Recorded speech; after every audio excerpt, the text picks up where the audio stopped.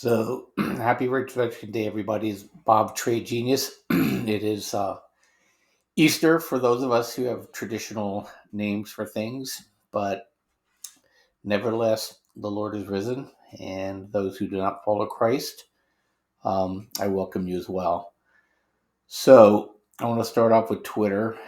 I know Friday was a really weird day, probably the first time in my life I've seen the price go down after an acquisition offer was made.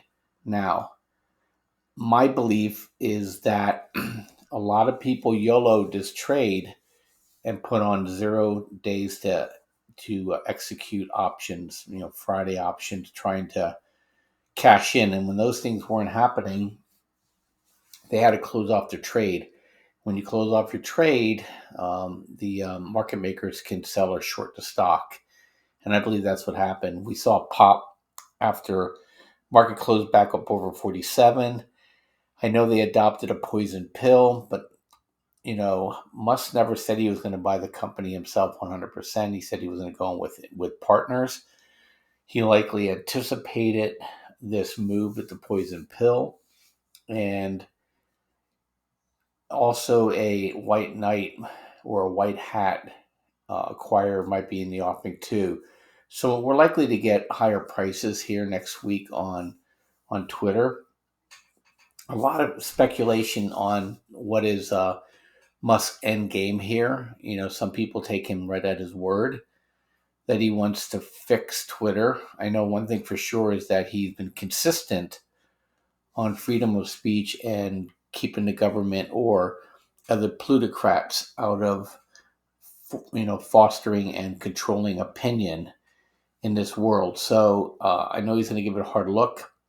Second opinion is that he's going to do this to Twitter, basically damage it. Maybe somebody else comes in and buys it at a higher rate, and they have to strip the company to be able to get their equity out of it. When they PE the company, or he goes ahead and he basically presents himself as the good guy, the white knight, shining armor, saying, "Hey, Twitter was unable to allow me to buy this company, and therefore I'm going to start my own, and I'm gonna do it with." Basically algorithmic. I'm going to take everybody's opinion and yada, yada, yada. And next thing you know, it's going to take market share away from Twitter. So either way, if this thing doesn't work out for Twitter, short the hell out of it. And it's going to be dead meat. And but I just think there's value in Twitter in terms of a breakup. They're really thick in terms of administrative bloat, and they probably can rip out about half. And Mark Andreessen said half to three quarters of the people there probably aren't necessary for efficiently running Twitter. So he didn't say Twitter specifically, but he responded to Twitter by saying a lot of tech companies are that way. So keep in mind on it. I bought calls before Musk made his offer, and I added to it on Friday. So I'll wait and see what happens. If we get a pop, I'll probably at least sell half and then do a runner to see if we get a white knight in here, and we'll take it from there. The other big news that happened on over the weekend is that the Biden administration has announced that they're allowing public land now for oil leasing. So, which was really funny because just last week they told a journalist who asked a question basically made him look like an idiot, and then we did an about face with the Biden administration. So that tells me one thing and one thing only, is that the polling data must just be absolutely atrocious for the Democrats, and they're being perceived as the one causing the high oil prices, which they are, and not doing anything about it, indifferent to the needs of the working class person, which they are. And I think this is going to be an issue that they're not going to be able to escape from. And I don't know what it means to oil. We may get a reactionary move down on Sunday night, Monday. But how long does it take you to get a lease and drill a hole in the ground and start pumping oil? You're talking probably, I don't know. And some of you guys are out there in the oil space, And so you're probably looking at 1 to 2 years, I would think, minimum. Even if they know oil is in certain places, it's going to take a while to do it. So we have big problem. I guess it's one of those things that they're perceiving that they're being able to do it, and they're doing stuff for the American people. But that's not the only problem they have. So in Germany, and here's the oil chart for those who are just listening on the podcast. Um, Oil pushed down to this 95 area, which it had to hold, and it did. And so we have another buy on it on the daily. And so now we have to see whether or not this is going to be a lower high. Right now, if you can visualize with me, if you're only listening, is that this is a third potential lower high with a support at $95. If we come back down to $95, we're looking at a move probably into the 50s on oil. So something to bear in mind. And at some point, we're going to flip from being inflationary to deflationary, and it's going to come in a blink of an eye because they're basically breaking the system. And so people are really struggling. You see credit card rates have been skyrocketing. Not rates, I'm sorry. Credit card usage has been skyrocketing. And that means people are using the credit cards just to live. And so, and that ends at some point because you basically run out of credit limit. And then things will get really interesting really fast. So that's my view on that. And then on the energy space, there's two other things that are moving. Well, I'll flip to coal first. So coal is still just rocking and rolling. Those who can't see them, I have the BTU chart up there. There's nothing negative about that chart. Sometimes it gets a little ahead of itself, needs to pull back. You know, the people that are looking at our chart, this is a manifestation of our algo. That's basically given us indications. And so far, you know, we are red above blue and red for momentum for us.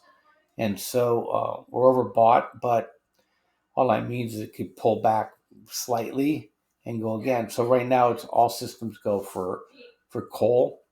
And now the next thing that we're looking at is natural gas. And in natural gas, we have, let me see where it is here. So I think this is it. No, it's Nova Gold. I think I should know this stuff by now. So where is it? Oh, let me go my futures. I'm sorry. So NASDAQ, here's NG. Okay. That's natural gas. Again, natural gas took off in the middle of March. Hasn't looked back. Germany, their storage in the north is basically empty. Empty. Amazing. The south still has some. And, you know, don't know what's going to happen with the Russian-Ukrainian war. However, it's going to be a long time to repair those relationships, even if sanctions come off. And Russia is going to demand probably hard currencies for everything, and it won't be the dollar, and it won't be the euro. They're going to make them pay in their currency. So this is going to be really odd, and so we have to just keep an eye on that. But this is a long time coming, and you know what that means is there's companies like liquefied natural gas that I think it's LNG. If I'm making sure, yeah, Cheniere Energy. Look for to get another buy in here. Okay, this is liquefied natural gas. They have ports down in Louisiana. We're going to be arbitraging relatively cheap natural gas in the U.S.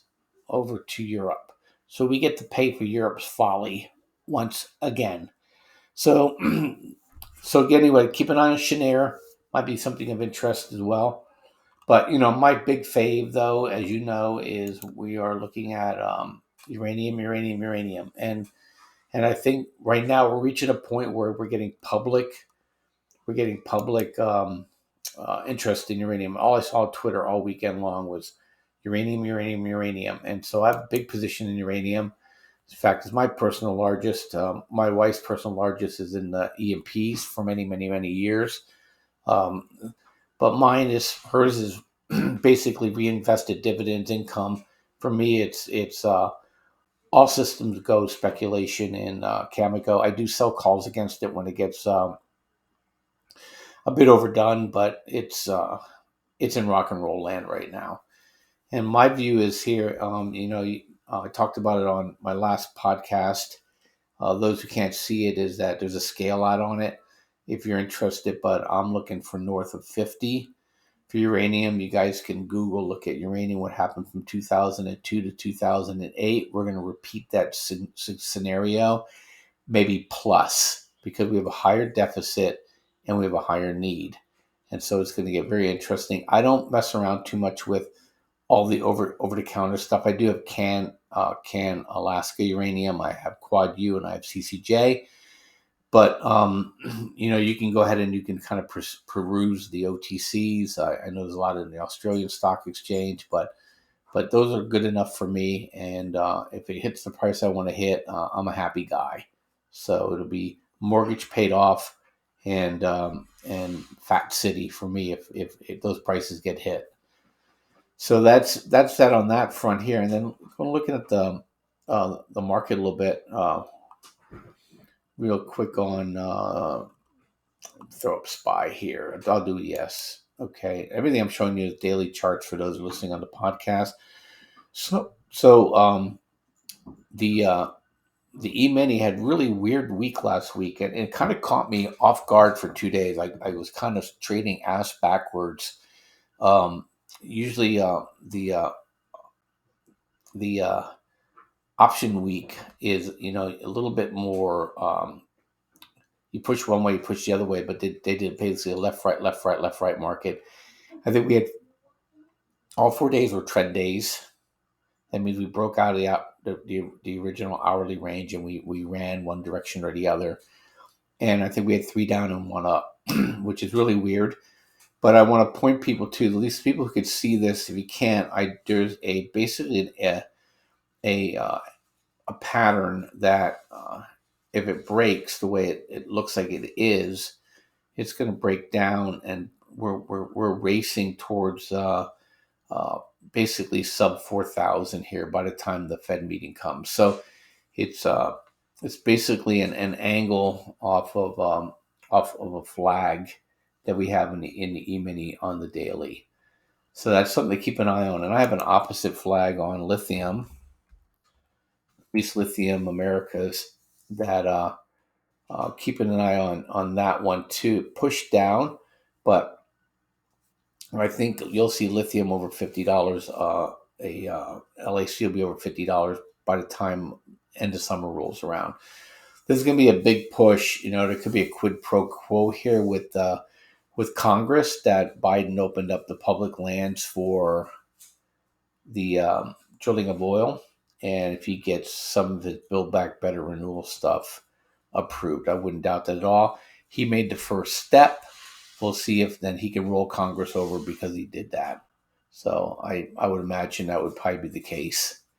So because the Republican Senate is feckless and they don't have a mind of their own. They're playing rope-a-dope, hoping to win the next election, but they're not positioning anything for success long term for the country, which is a shame. And then finally, the area that I think the speculation that's coming is in silver. And so we have, which I own now, more and more of the miners have been slowly building over time. Those who can't see the chart as I speak to it, we kind of broke out of a downtrend here in the last couple days. And now our next move is to look at SLV, probably close to $25 here. That's the next move. And if that does occur, we're going to see a lift in all the other silver miners. I personally have Hecla and I have AG. I reacquired AG last week. I've been waiting on it. And for those who can't see the chart, it's definitely making a move back to the high. And I think once that gets done, then it's going to make another move higher. And that next move for me, for those who can't see the chart, is $16.60. And then once you break through that level, the next area of resistance is $18.91. And once you break out of that area, then we're north of 20 in the 24 area. And it wasn't that long ago we hit $24. That was in 2020, and that was coming out of the craziness of the pandemic lockdown, and when they started throwing money at the system.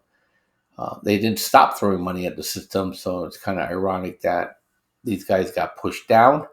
But as we know, the silver and gold markets are not manipulated.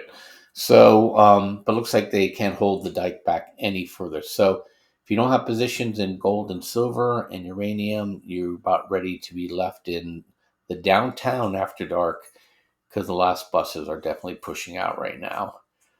And let's see, if there's anything else I want to add to that. I don't think so. If you want to trade with us, go to tradelikeagenius.com. I think you'll like what we do. We provide these types of signals. We have chat rooms. We have a VIP room if you want to trade futures with us. And then we also give you access to some of our buy and sell algorithms so that you can learn how to trade and take advantage of some of the things that are going on out there in the marketplace. You kind of learn and be self-sufficient as a trader. So with that in mind, I bid you adieu. I'll catch you guys next week. I probably won't do one tomorrow because I have to take care of something after the market day. Probably won't get back till too late. But the rest of the week, definitely I'll be throwing some podcasts out there. It should prove to be a very, very interesting week. Thanks for listening. You guys have a great day. Bye-bye.